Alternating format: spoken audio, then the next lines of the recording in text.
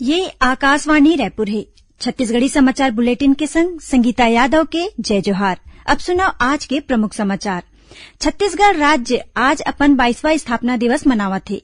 ए मौका म मुख्यमंत्री ह राजीव गांधी किसान न्याय योजना के तीसरा किस्त के रूप म 1500 करोड़ रूपया किसान मन के खाता म डालेन।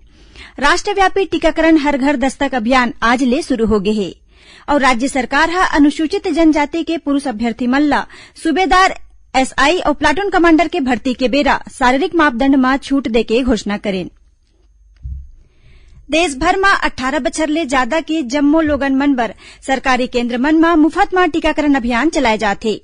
आप मन ले अपील है कि कोविड रोधी टीका जरूर लगवाओ। कोरोना महामारी बर कोनो किस्म के कोताही झन बरतो और ये सरल उपाय के पालन करो। मास्क लगाओ, 2 गज के सुरक्षित दूरी बनाए रखो, घेरी बेरी साबुन ले हाथ धोवो। लोगन मन ला कोरोना ले जुड़े जानकारी दे और उखर मार्गदर्शन बर राष्ट्रीय हेल्पलाइन नंबर हवय। छत्तीसगढ़ बर हेल्पलाइन नंबर हवय 104 और 0771 2235 संगे संग राष्ट्रीय हेल्पलाइन नंबर हवय 1075। अब समाचार विस्तार ले। छत्तीसगढ़ राज्य आज अपन 22वां स्थापना दिवस मनावत हे।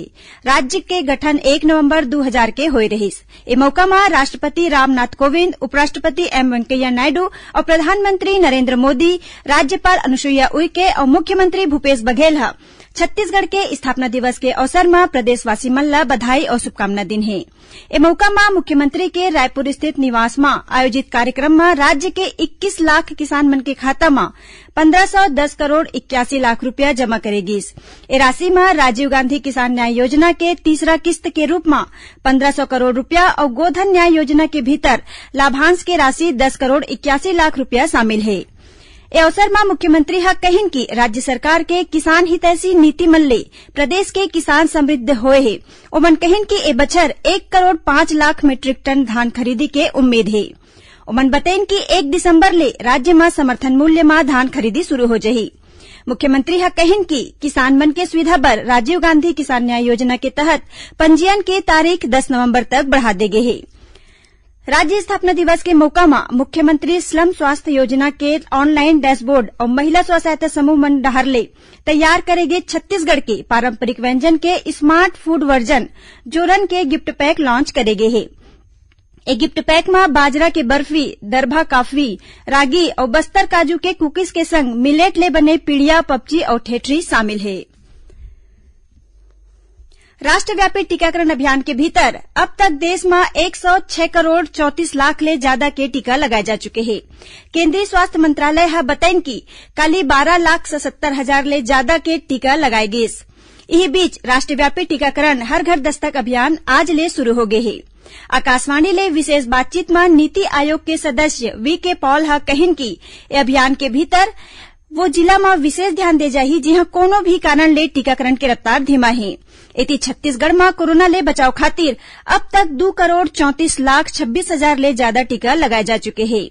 एमा ले 1 करोड़ 60 लाख 54 हजार ले ज्यादा लोगन हा टीका के पहला डोज और 73 लाख 72 हजार ले ज्यादा लोगन मन हा टीका के दूसरा डोज लगा चुके हैं। इही बीच प्रदेश में काली कोरोना संक्रमण के 32 नवा मामला आगू आए है। उन्हें 17 जिला में काली कोरोना संक्रमण के कोनो नवा मामला आगू नहीं आए है। फिर 4 ठिन जिला में काली 1-1 और 2 जिला में 2-2 कोरोना संक्रमित मरीज मिले हैं। केंद्रीय अल्पसंख्यक कार्य मंत्री मुख्तार अब्बास नकवी ह आज कहिन कि कोरोना महामारी के सेती 2 बछर ले बंद हज यात्रा अवैया बछर ले फिर शुरू हो जही। मुंबई में आज ओमन ह बताइन कि हज यात्री मन के सुविधा बर एक ठिन मोबाइल ऐप बनाए गे हे। ओमन ह यहू कहिन कि जेन लोगन ला कोविड के दोनों खुराक लग गे हे उही लोगन मन ह हज यात्रा में जाए के अनुमति मिलही। केंद्रीय स्वास्थ्य मंत्रालय की टीम आज बिलासपुर और महासमुंद जिला में टीबी उन्मूलन बर करे गए काम के जांच के बाद ए दिशा में उठाए जात कदम के सराहना करीन। टीम ऐसने व्यवस्था और सुविधा प्रदेश सबो जिला में कराए के निर्देश घलो दिन। खबर के मुताबिक राष्ट्रीय क्षय उन्मूलन कार्यक्रम के भीतर 12 सदस्य मन 25 ले 28 अक्टूबर तक दोनों जिला के दौरा करके टीबी नियंत्रण और उन्मूलन बर उठाए गए कदम के संग जांच और इलाज के व्यवस्था करे के निरीक्षण करीन। ओमन जरूरी दवाई के उपलब्धता के घलो जानकारी लेन। छत्तीसगढ़ी समाचार बुलेटिन आप मन आकाशवाणी रायपुर ले सुनत हो। छत्तीसगढ़ के खबर ले है आपके वास्ता और खबर के विश्वसनीयता ले है हमार वास्ता। आकाशवाणी समाचार रायपुर के प्रादेशिक समाचार बुलेटिन के संगे संग हमार समसामयिक कार्यक्रम आप रेडियो के संग अपन मोबाइल में घलो सुन सकत हो। आकाशवाणी समाचार फेसबुक, ट्विटर और यूट्यूब में घलो हावय। हमार फेसबुक पेज हरे Chhattisgarh news on AIR, Twitter handle CGAIR news और हमार यूट्यूब चैनल हरे छत्तीसगढ़ AIR न्यूज। तो अब रेडियो के संगे संग आपके मोबाइल के माध्यम ले हम आप तक पहुंचत हन। छत्तीसगढ़ के हर खबर पर सुनत रहो आकाशवाणी समाचार। अब आगू बाढ़बो बाचे समाचार को ती। राज्य सरकार हा अनुसूचित जनजाति के पुरुष अभ्यर्थी मन ला सूबेदार, SI और प्लाटून कमांडर के भर्ती के बेरा ऊंचाई और सीना माप में छूट देके घोषणा करे हे। ये उम्मीदवार मन बर शारीरिक अहर्ता में न्यूनतम ऊंचाई 163 सेंटीमीटर और न्यूनतम सीमा माप अहर्ता में छूट देवत बिना सीना फुलाए 78 सेंटीमीटर और सीना फुलाए में 83 सेंटीमीटर करे गे हे। बाचे अहर्ता पहली ले जारी विज्ञापन अनुसार होही। संगे संग सबो अभ्यर्थी बर ऑनलाइन आवेदन करे के आखिरी तारीख 11 नवंबर तक बढ़ा दे गे हे। आजादी के अमृत महोत्सव में आकाशवाणी समाचार हा स्वाधीनता संग्राम और ओखर गौरव वाले इतिहास ऊपर विशेष अमृत महोत्सव प्रश्नोत्तरी कार्यक्रम चलावत है। सुनैया मन ला बता दन कि ये प्रश्न हा राष्ट्रीय स्तर में राखे गे प्रश्नोत्तरी के भीतर पूछे जाही। एकर जवाब प्रादेशिक बुलेटिन के प्रश्नोत्तरी बर राखे गे ईमेल में या मोबाइल नंबर के बजाय आज के प्रश्न के बाद बताए गए व्हाट्सएप नंबर या ईमेल में भेजना होही। आज के प्रश्न है, भारत के राष्ट्रीय जलीय जीव कौन से हराए?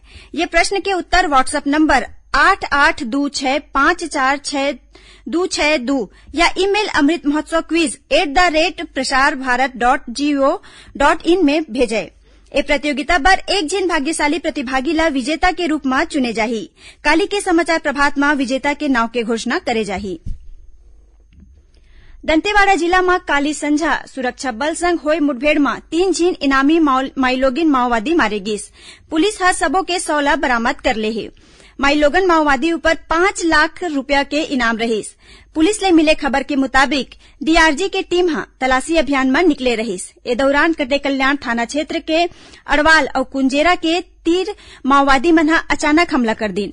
जवाबी कार्रवाई में सुरक्षा बल मन हा 3 महिला माओवादी मन मारे गिस। 100 के संगे संग 71 ले 12 बोर के बंदूक, 2 देशी रिवाल्वर, 1 ठिन गन, 2 IED संग बड़ मात्रा में माओवादी सामग्री बरामद करे गे हे।